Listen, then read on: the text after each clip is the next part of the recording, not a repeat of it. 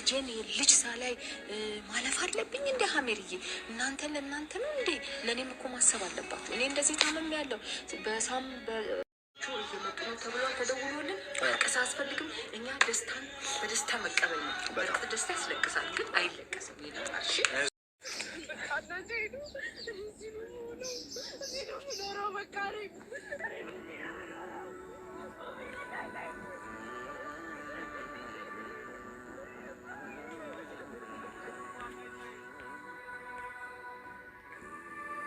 አልሰማሁም ነበር። ወንድሜን አይ ገመድ ይዞ ወደ ጫካ ሄደ፣ ከዛ ሞተ።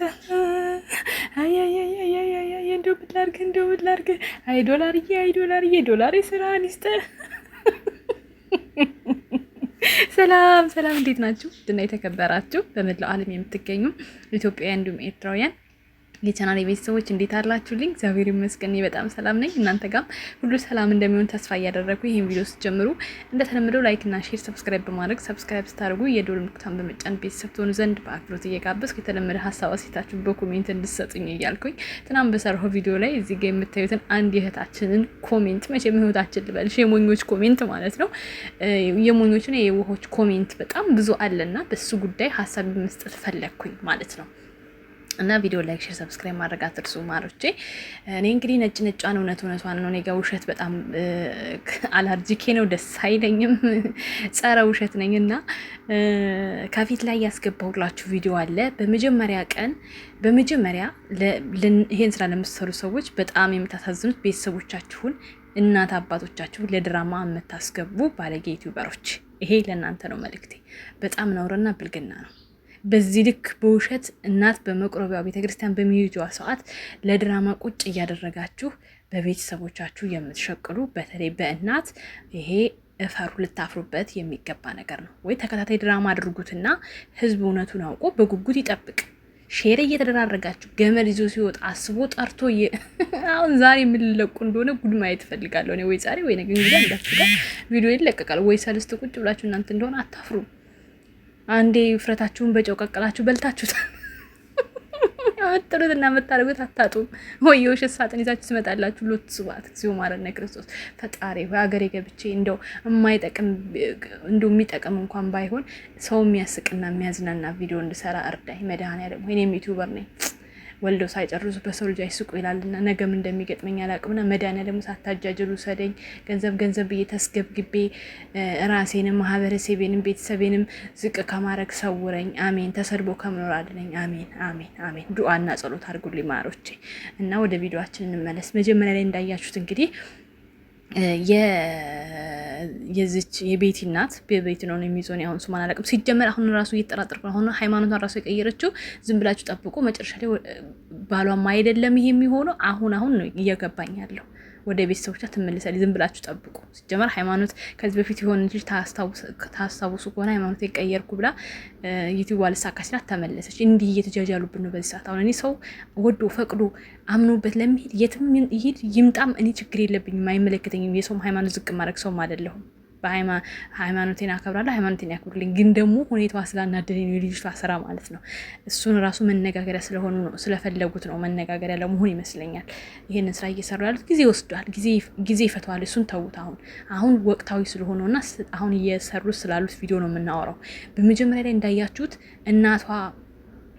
ለእናቷ ማን ነው ይሄን እሷን አሁን ባል እኔ እንግዲህ አዲስ ስለሆኑ እያስኳቸው አይደለም ስማቸውን ይቅርታ አድርጉልኝ። እና አሁን ሞት የተባለው ማለት ነው ጠሩት ቤት ውስጥ ነገውኑ ሽማግሌ መላክ አለብህ አሉት እናትየው። አስቡት እንግዲህ እንደው ትክክለኛ ፍቅር ትክክለኛ ህይወት ቢሆን አንድ እናት ለልጇ የመጣን ባል እንዴት ነው ነገውኑ አይደለም ሽምግልናና ሰርግ እኮ እንዴ ምን ሆናችሁ ነው? ልደት እንኳን ራሱ ደህና ወጪ ያስፈልገዋል። እናክብር ካላችሁ ጎረቤት እንጥራ ካላችሁ አያችሁ ድራማ የጀመረው እዚህ ጋር ነው። እኔ ያነቀኝ የዚች ልጅ ኮሜንት ነው። ምክንያቱም እኔ ቪዲዮአቸውን አልከታተልም እንደነገርኳቸው አብዛኛው ዩቲዩበሮች አቁሚያለሁ ማየትና ሽማግሌ ልኳል ስትለኝ እውነቷን ይሆን እንዲህ ብዬ ገብቼ ሳይ ከት ብዬ ነው የሳኩት። በዚህ በልጅቷ ኮሜንት ነው የመጣው ሁሉ ጉድ ማለት ነው። ይሄን ሁሉ አመናችሁ። እሺ ያንን አለችው። ወድቆ እግሯ ስር እናትየዋ እግር ስር ወድቆ ለመነ። አይሆንም ተባለ። ልጁ ተባረረ። አስቡት እንግዲህ የአንድ ልጄ ባል የወደፊት ባል መጥቶ ዛሬውኑ ሽማግሌ ላክ ብዬ የልጄን ፍቅረኛ ሳሳጣት የልጄን ሰላም ስነጥቃት። እንግዲህ አስቡት። ይሄ አሁን የትክክለኛ የጤነኛና የሰላም እናት ስራ ነው ብላችሁ ታስባላችሁ? እውነት ቢሆን እናት እንዴት አደረጋለች? አታደርግም። አንድ በሉ፣ ይህንን ነጥብ ያዙ። ሁለተኛው ነገር ደግሞ በማግስቱ ካላክ ተባለና በማግስቱ ሽማግሌ ተላከ። ሽማግሌ ሊመጣ ነው ተባለች። ልጅቷ መጣ እንጂ ሽማግሌ መጣ። ለማ ለሙቤ እሺ፣ ሽማግሌዎች መምጣታቸው አይገርምም። ድራማ መሆኑ የሚታወቀው ሽማግሌዎቹ አፍ ላይ ራሱ የሚነበብ ውሸት አለ። አንድ ሁለተኛ ነገር ወላጅ አባቷ እያለ ከመቼ ወዲህ ነው እናት ብቻዋን ሽማግሌዎች የምትቀበለው?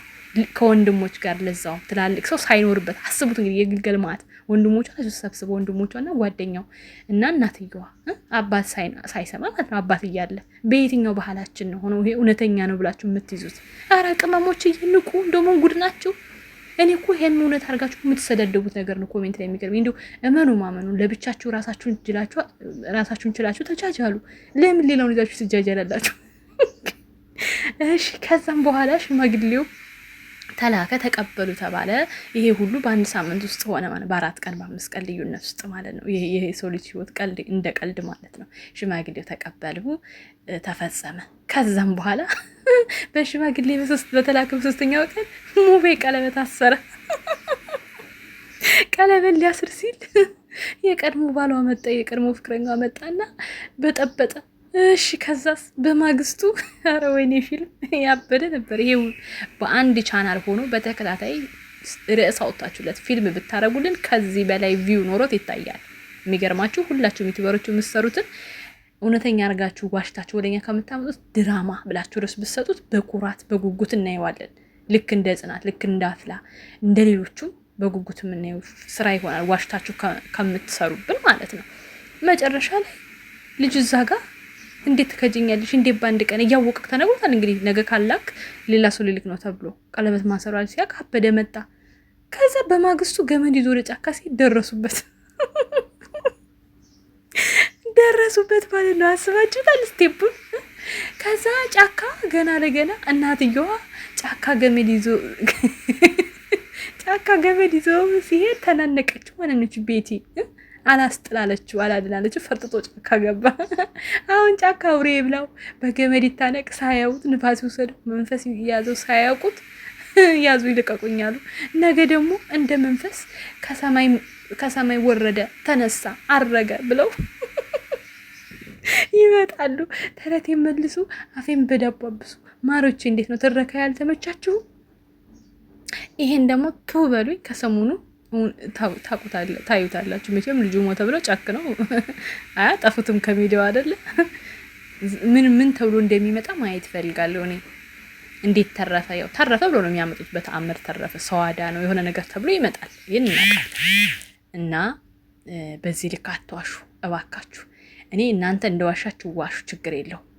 ግን ቤተሰቦቻችሁን አስከብሩ። ቤተሰቦቻችሁ እንደሆነ ሚዲያ ላይ ባይወጡ ራሱ ደስተኛ ነኝ። ከወጡም ደግሞ በመልካም ስራ አውጧቸው፣ ችግር የለው። ማንኛውም ሰው እንደሚሰራ ይስሩ፣ ኢትስ ኦኬ። ግን ሲሰሩ ቤተሰብን በውሸት አይደለም መሆን ያለበት። በቃ በቁም ነገር በጥሩ ነገር አድርጉት እና ላይክ፣ ሼር፣ ሰብስክራይብ አድርጉ ቤተሰቦቼ። እወዳችኋለሁ። በአዲስ ነገር እስክንመለስ መልካም ጊዜ